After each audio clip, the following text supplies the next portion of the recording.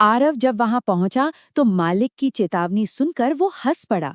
बोला, अंकल जी, असली मजा तो डर में ही है।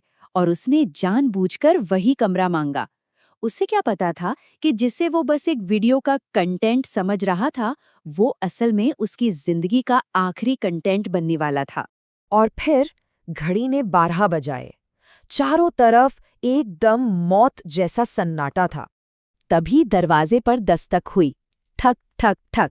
आरव ने हिम्मत करके दरवाजा खोला, पर बाहर कोई नहीं था। एकदम सन्नाटा। उसने अपने कैमरे में देखकर मजाक में कहा, वाह, बिल्कुल फिल्मों वाला सीन है। लेकिन जैसे ही वो दरवाजा बंद करके वापस मुड़ा, उसकी नजर कमरे के एक कोने पर पड़ी। वहां कोई खड़ा था। एक लड़की, सफेद कपड़ों में, जिसका सिर नीचे झुका हुआ था। आरव की तो जैसे आवाज ही हलक में फंस गई।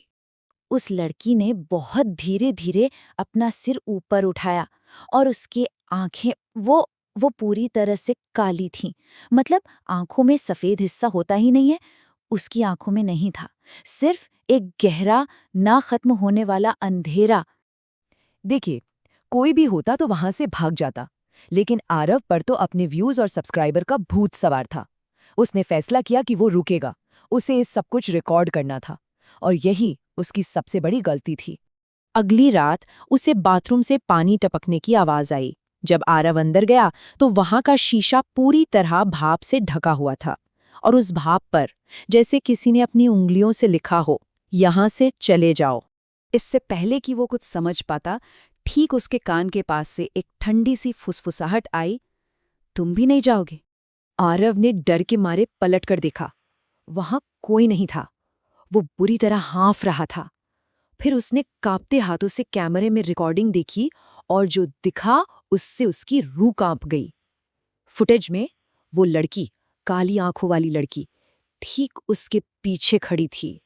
आरव ने देखा वो लड़की उसके ठीक सामने खड़ी थी। वो चीखना चाहता था, पर दरवाजा जाम हो चुका था। घबराहट में उसकी नजर अपने कैमरे के छोटे से स्क्रीन पर पड़ी, और वहां जो दिखा वो किसी के भी होश उड़ाने के लिए काफी था। कैमरे में आरव के पीछे सिर्फ वो लड़की नहीं थी, बल्कि अनगिनत चेहरे थे। उन सबकी आंखें काली थीं, और वो सब मुस्कुरा रहे थे। अगली सुबह हुई, सूरज निकला, गेस्ट हाउस का दरवाजा भी खुला। पर कमरा नंबर 13 एकदम खाली था।